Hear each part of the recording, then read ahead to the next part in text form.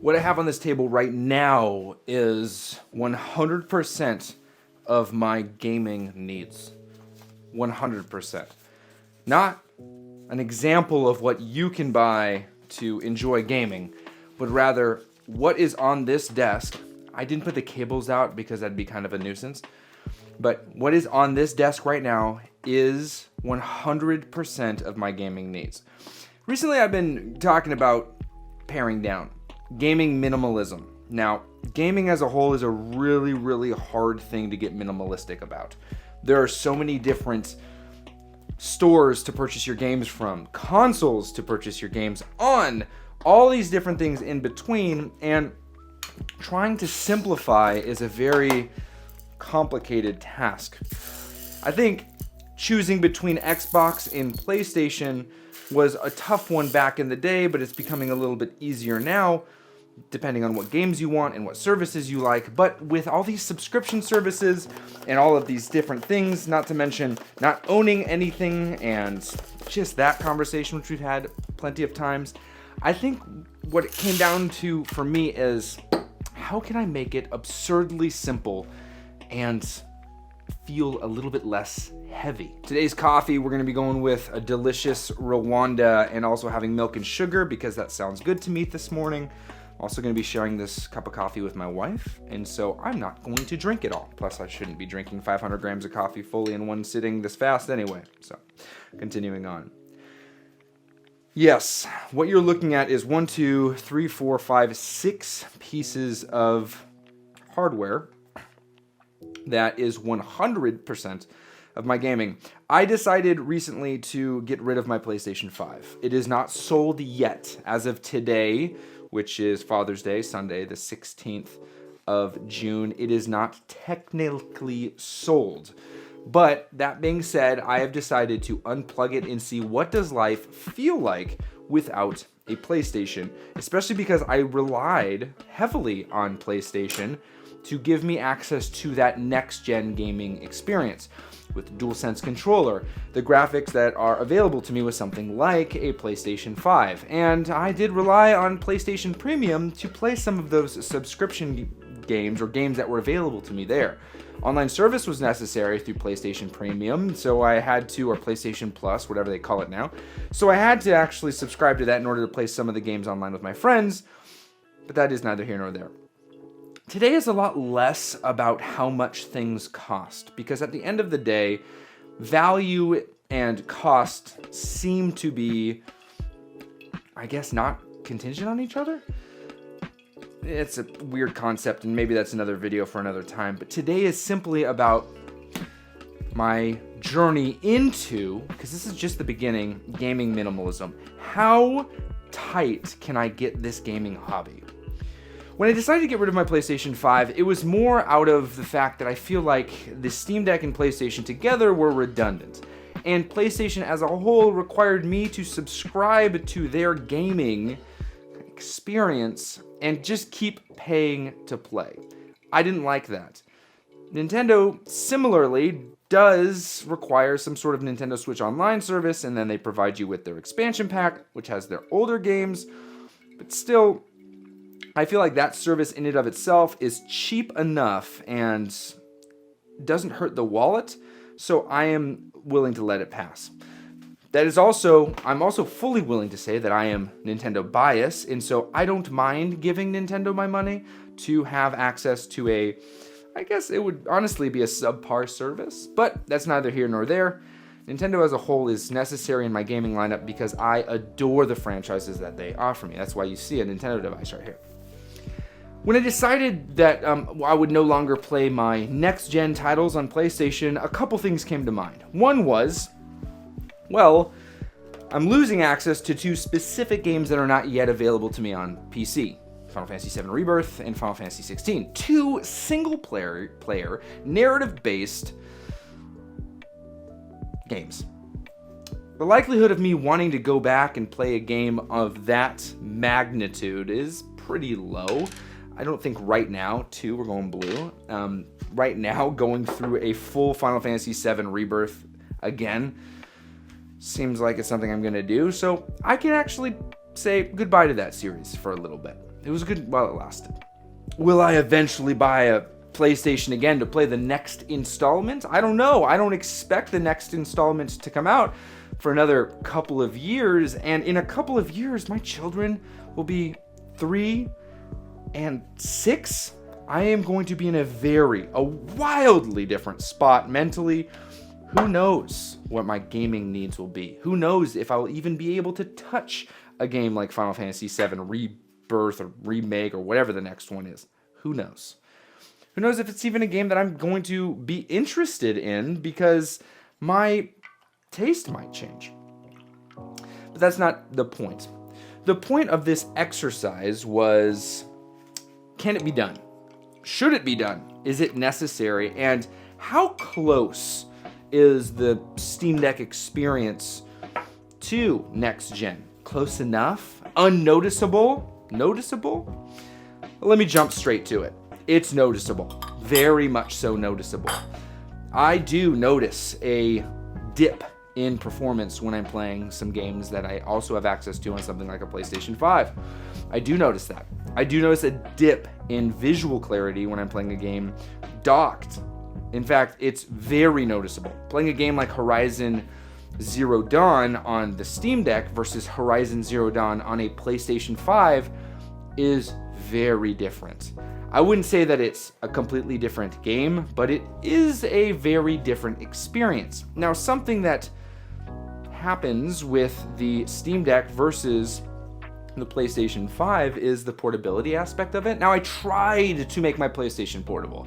I have a display on my PlayStation that I can play the PlayStation wherever I want, but that's not that portable. I have a PlayStation Portal. I can play it anywhere in my house, but still that isn't as portable as I'd like it. I want real, true portability. Now, I think that the PlayStation Portal is very nice, but what happens when I want to play a game like Street Fighter 6, which is my new competitive obsession? I have ditched Fortnite. Though I like Fortnite, I've decided to say goodbye to it. Now, Street Fighter 6, that's a fun one. Rwanda is delicious. And that's why we see this. This is I don't know, I'm new to this. This is a hitbox? A fight pad? I'm not sure. This is the hot pad or whatever you want to call it. It has all of the inputs, the 8, right? A, B, X, Y, our right button, the 2 shoulders and the 2 triggers right here. And it has the up, down, left, right, or also this up right here as well. And L3, R3, whatever. It has all the buttons you need. I've been playing Street Fighter 6 on this. I've been learning Street Fighter 6 and been having fun. Well, what's nice about this is it plugs directly into my dock. My dock is plugged in right now. It is all plugged in. Now, I brought this out to show an example of minimalist to the minimalist extent. This right here is all you need. The only device that is on this table that isn't my daily driver is indeed this, which this is the Genki Covert Dock 2. This thing is awesome. It can support this for charging and for streaming, or not streaming, docking it. Has HDMI, it has USB-C, everything you need. So you would plug this directly into this. And what is this? USB-A support. USB-A support allows me to plug my fight pad into this dock, and it will function as if it was plugged into the device, since this device's USB-C port is being taken by the USB-C thing here, transferring the data and charging at the same time. So this is perfect for the on-the-go person if they want to really, really, really tighten it up. But I personally, on my desk, use the Steam Deck dock for my Steam Deck, and with that I have a couple things plugged into it to just make it more convenient for me. But this has been, again, my new obsession. I've been having so much fun playing Street Fighter, getting good at Street Fighter. I've never really played video fighting games before, and so this is a new experience. It's challenging, and I like it. But what's been really interesting is I've watched PlayStation 5 footage of Street Fighter, and I will 100% say that Street Fighter does not look as good on my 4K TV. I have a TV as a monitor. That is my go-to, the LG C2. It's like a 43-inch, 42-inch, one of those two, 4K OLED TV. Nothing is left on the table. You see every nook and cranny. The upscaling, if it's not perfect, you see it. The textures in the background are a little bit foggy from time to time. They're definitely, you can tell when they're trying to smooth it out. The anti-aliasing isn't perfect. In games like Street Fighter 6, if you look at the character models closely, you can see, Zangief isn't as sexy as he usually is. Or, I don't know, E Honda's quads just aren't popping like they normally do.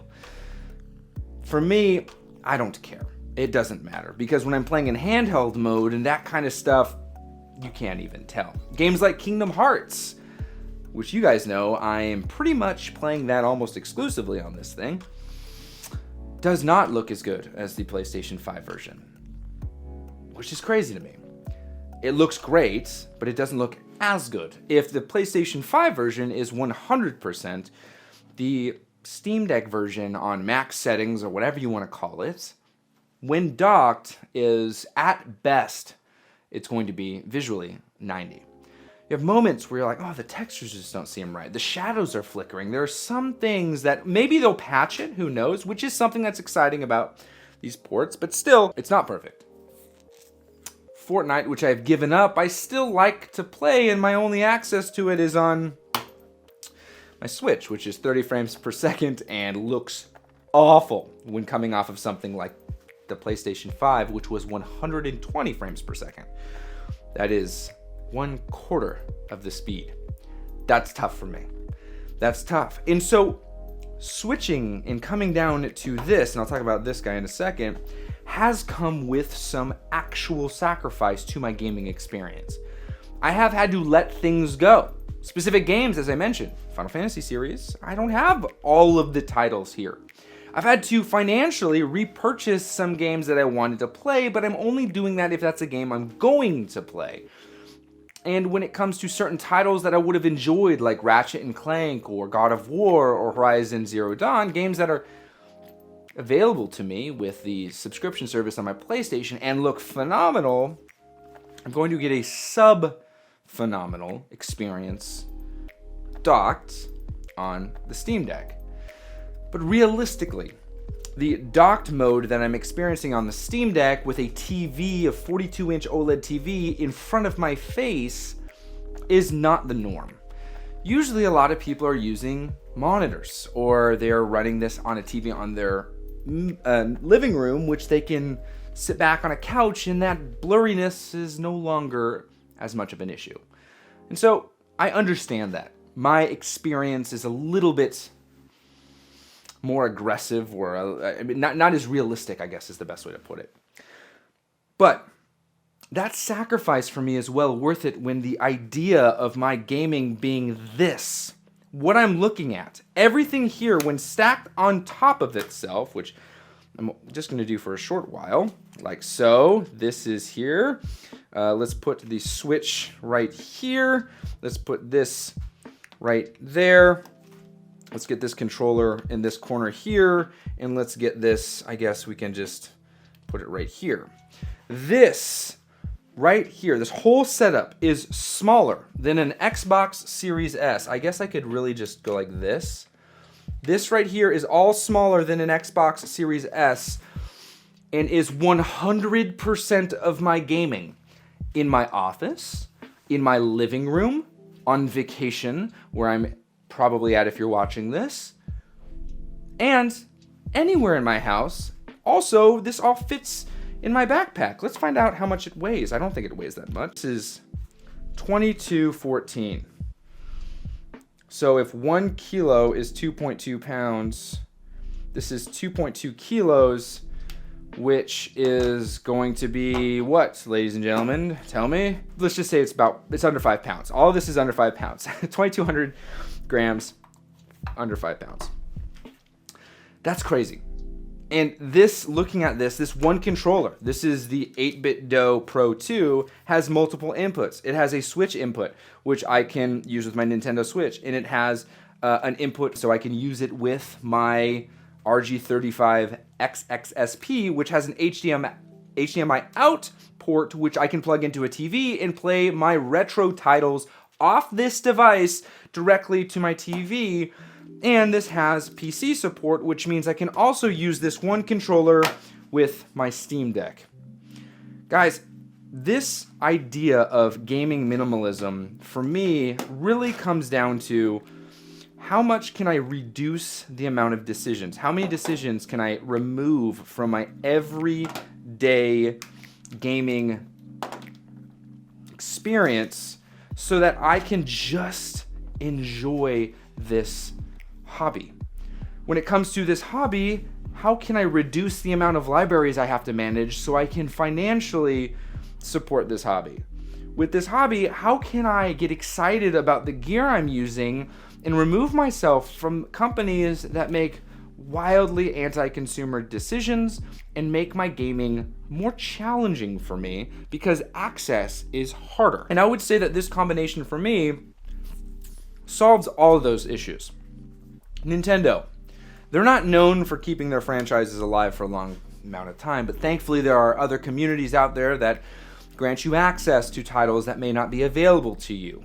And that's why I have something like the RG35XX SP to grant me access to some titles that I may not have access to because they no longer are A, in circulation, or B, even on devices that can run anymore. And so this is perfect. For the more powerful versions of those games, I can use it on something like the Steam Deck. And when it comes to AAA titles managed over years and decades, the Steam Deck is a PC. It's Steam. And so Steam runs on not just a Steam Deck, but a PC if I ever choose to get one, or any other device that I choose to use, whether it's a Legion Go, Ally, whatever it may be. If it runs Steam, it runs the games that Steam provides.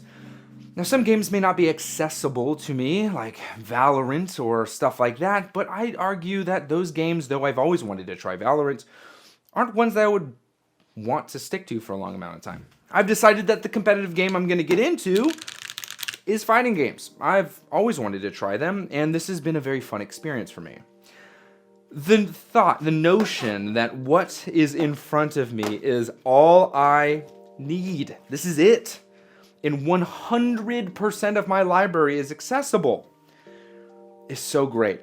Now, I'm going to be honest with you. This is not the only controller I use. I do indeed use a Nintendo Switch Pro controller. I like the Nintendo Switch Pro controller. It is a fun controller for me to use. I have GameCube style controllers too, and I do indeed have a DualSense controller that I've used as well. But my challenge to myself is to try not to rely really on all of those devices and just go with what is in front of me. Imagine that this is literally all you need. This is 100% of gaming. 100%. That's exciting. That's fun. And the fact that all of this fits in 2 cases into a bag, I need to find a case for this. And I don't like this just being open in my backpack, but you know, it is what it is. This is phenomenal.